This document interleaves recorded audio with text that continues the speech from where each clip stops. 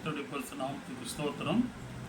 இந்த நாளிலும் அருமையான அண்ணன் செல்வராஜை குறித்து இவருடைய வாழ்க்கையில் நடந்த 2 நிகழ்வுகளை சாட்சியாக சொல்ல விரும்புகிறேன்.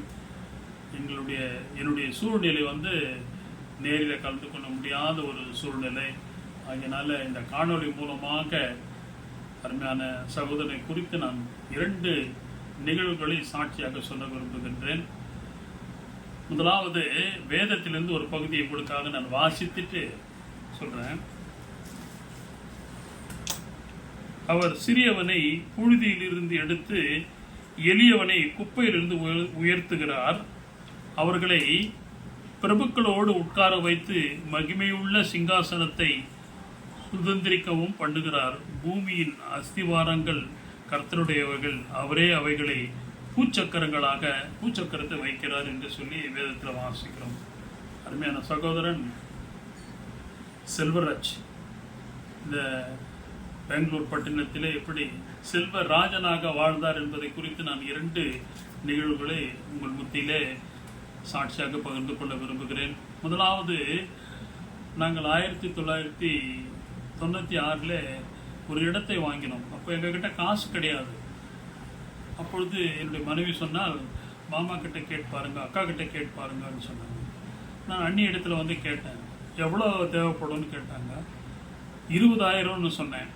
20,000க்கு நீ அண்ணன்கிட்ட கேளுங்கன்னாரு. அப்போ அவர் மறுநாள் நான் திருப்பி சென்னைக்கு வர மாதிரி இருந்தது. அப்பொழுது அது மெஜஸ்டிக்கா இல்லை பக்கத்தில் மெயின் பஜார் ஏதோ ஒன்று இருக்கு, அங்கே கூட்டு போனான்னு தெரியாது. எங்கள் பிள்ளைகளுக்கு எங்களுக்கு எப்பொழுதுமே அவங்க ட்ரெஸ் எல்லாம் எடுத்து தருவாங்க. அது போல் ட்ரெஸ் எல்லாம் எடுத்து கொடுத்தாரு. அந்த நேரத்தில் நான் அவர்கிட்ட கேட்டேன், இந்த மாதிரி காசு வேணும்ண்ணா அப்படின்னு சொன்னேன். எவ்வளோன்னு சொல்லி கேட்டார். 20,000ன்னு சொன்னேன். அது முதல்ல சொல்லக்கூடாதாப்பா அப்படின்னாரு. அதுக்கு முன்னாடி தான் அவங்களுடைய இன்ஜினியர் தேவகடா பிரதமர் இருந்தார் இல்லையா, அவருடைய மருமகன் தான் அவருக்கு சீஃப் இன்ஜினியர். அவர் அறிமுகப்படுத்தினார். அறிமுகப்படுத்தும் போது சொன்னார், உனக்கு ஏதாவது தேவைன்னா சொல்லு, பொலிட்டிக்கலாக நான் இவங்க மூலயமா ஹெல்ப் பண்ணுறேன்னாரு. தேவைப்பட்டால் சொல்கிறேன் அப்படின்னு சொன்னேன். அப்போ அந்த காசு விஷயத்தை பேசும்போது சொன்னார், முதல்ல சொல்லியிருக்கலாமே அப்படின்னாரு. அப்படின்னு சொல்லிட்டு என்னை ஒரு கடையில் உட்கார வச்சுட்டு போனார். போயிட்டு சரி வா போகலாம் அப்படின்னாரு. சரி, எனக்கு ஒரு ஏமாற்றம் தான். வீட்டில் வந்த உடனே கிளம்பும்போது 2 கட்டு, அது 100 ரூபாய் கட்டு, 2 கட்டு எடுத்து என்னுடைய பேண்ட் பாக்கெட்டில் வச்சுட்டு சுத்தூரப்பு கட்டிட்டு ட்ரெயினில் போய் ஏற்றி விட்டுட்டு, அங்கே போய் தான் நீ எடுக்கணும், வழியில் எங்கேயும் எதையும் பார்க்காத அப்படின்னு சொன்னார். அப்படி இன்னைக்கு அவங்க போட்ட அடித்தளம் நாங்கள் எங்கள் ஸ்ரீபெரும்புத்தூரில் 3 மாடு கட்டிடம் கட்டி வாழ்வதற்கு அவங்க அடித்தளம் போட்டார்கள். மறக்க முடியாத ஒரு நிகழ்ச்சி. அதே போல் 2018ஆம் ஆண்டில் நான் ஸ்ரீபெரும்புத்தூர், சென்னை பேராயத்தில் ஸ்ரீபெரும்புத்தூர் பாஸ்டேட்டில் ட்ரெஷரராக இருந்தேன். அப்போது எங்கள் டீம் காஸ்புல் டூர் வந்தோம். டூர் வரும்பொழுது என்னாச்சுன்னாக்கா, திருவள்ளூரில் நான் எங்கள் ரெவரண்ட்டு செக்ரட்டரி எல்லாம் வர மாதிரி இருந்தது. ரெவரண்ட் லேட்டாக வந்தார், ட்ரெயினை மிஸ் பண்ணிட்டோம். அதுக்கப்புறமா ஸ்ரீபெரும்புத்தூர் பெங்களூர் பஸ் பிடிச்சி வந்தோம். இப்போ அந்த நேரத்தில் என்னுடைய மகள் திருமணமாகி வந்திருந்தா. அப்போ அன்னைக்கு நாங்கள் வரும்பொழுது எல்லாரும் மைசூர் டூர் போயிட்டு இருந்தாங்க. வழியில் எங்கேயும் சாப்பிட முடியல. நான் சொன்னேன் எங்கள் ரெவரண்ட்டுக்கிட்ட, எங்கள் அண்ணி நல்லா சமைப்பாங்க, வீட்டில் போய் சாப்பிட்டுக்கலாம்னு சொன்னேன். வீட்டில் பார்த்தா எங்களுக்கு ஒரு ஏமாற்றம். அவங்க போனது எங்களுக்கு தெரியாது, மைசூர் போனது தெரியாது. அதுக்கப்புறமா அண்ணன் பக்கத்தில் இருந்து ஒரு ஹோட்டலுக்கு கூப்பிட்டு போனார். ஹோட்டலுக்கு கூப்பிட்டு போயிட்டு அங்கே போன உடனே அங்கேயும் எதுவும் இல்லை. ஏன்னா அன்டைம், அது 11:30 மணி. பரோட்டா இருக்குது, ஏதோ சைட் டிஷ் ஏதோ கொடுத்தாங்க. சாப்பிட்டு இருக்கும்போது ஒரு டிப்டாப்பான ஒரு ஆசை அங்கே வந்தார். அண்ணன் பக்கத்தில் தான் உட்காந்துருந்தார். நாங்கள் சாப்பிட்டு இருந்தோம். அவர் வந்த உடனே கன்னடாவில் பேசிக்கிட்டு அண்ணனுக்கு ஒரு சலாம் போட்டார். அவர் தான் ஓனரா, எங்களுக்கு அது தெரியாது. போன உடனே என்ன இது சாப்பிட்றீங்க அப்படின்னாரு. உங்களால் தான் ஒன்றும் எதுவும் இல்லைன்னு சொல்லிட்டானே அப்படின்னு சொன்னார்.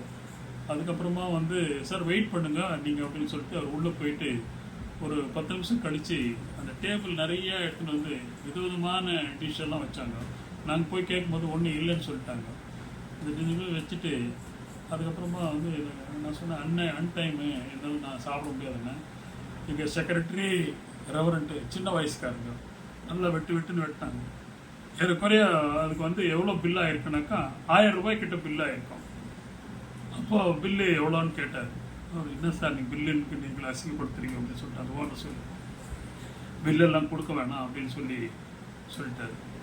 அப்போ தான் தெரிஞ்சேன் செல்வராஜ் எப்படி செல்வராஜனாக வாழ்ந்திருக்கிற அவருடைய அந்தஸ்து எப்படி உயர்ந்திருக்கிறது என்பதை நாங்கள் அந்த நேரத்தில் உணர்ந்து கொண்டோம். அதுக்கப்புறம் வீட்டுக்கு வந்தோம். எப்பவுமே அவர் வந்து அநேகருக்கு உதவி செய்கிறவராக தான் இருந்தார். எங்கள் குடும்பத்துக்கு மாத்திரமல்ல, அநேகருக்கு உதவி செய்கிறவராக இருந்தார். அதுபோல் பிள்ளைகளும் அருமையான 3 பிள்ளைகள் முத்தாக எடுத்திருக்கிறார்கள். மகள் உஷா, பாஸ்டர் பிரதீப் சின்னவன், எல்லாருமே வந்து நல்லா படிச்சிருக்காங்க. அவர்களை மேன்மைப்படுத்தியிருக்கிறார். அப்போஸ்தலனாகிய பவுல் ரோமருக்கு எழுதின நிருபத்தில் சொல்லும்போது சொல்கிறார், ஆண்டவர் எவரை முன்குறித்தாரோ அவர்களை உயர்த்தியிருக்கிறார் என்று. ஒருவேளை அருமையான சகோதரனுடைய ஆரம்ப கால வாழ்க்கைகள் மிக எளிமையாக இருந்தாலும் கடைசி காலங்களில் அவர் செல்வர் ராஜனாகவே வாழ்ந்தார் என்பதற்கு அநேக சாட்சிகளை சொல்ல முடியும். எங்களால் வர முடியாத ஒரு சூழ்நிலை, இந்த நிலைமையில் தான் அவர்களுக்கு அருமையான சகோதரனை குறித்து நாங்கள் சாட்சி சொல்கிறோம்.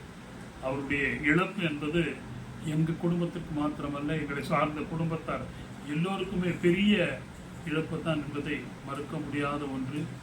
அவருடைய குடும்பத்திற்காக நாங்கள் நீங்களும் மற்றவர்களும் ஜெபித்துக் கொள்ளுங்கள். அதில் ஒரு ஹைலைட்டாக இறுதி சடங்கில் அடக்க ஆராதனையில் மகள் உஷா சொன்ன ஒரு சாட்சி என்னுடைய மனதை ரொம்ப நெகிழ வைத்தது. அப்பாவை குறித்து நான் சொல்லணும் அப்படின்னு சொன்னோம். நாங்கள் அப்பாவுக்கு செய்திருக்கிற காரியம் என்னவென்றால், doctor Usha Priyadharshini doctor of செல்வராஜ்னு சொன்னார். அந்த பெருமையை அருமையான பிள்ளைகள் சகோதரனுக்கு கொடுத்திருக்கிறார்கள், கொடுப்பார்கள். பேர பிள்ளைகளும் அண்ணன் அண்ணி எல்லோரும் அவருக்கு நன்றி உள்ளவராக அல்லது சாட்சியாக வாழ்வார்கள். அதற்காக திருச்சபை மக்களாகி நீங்களும் உறவினர்களும் ஜெபித்துக் கொள்ளுங்கள். ஆண்டவர் உங்களையும் அவர்களையும் என்றென்றும் ஆசீர்வதிப்பாராக.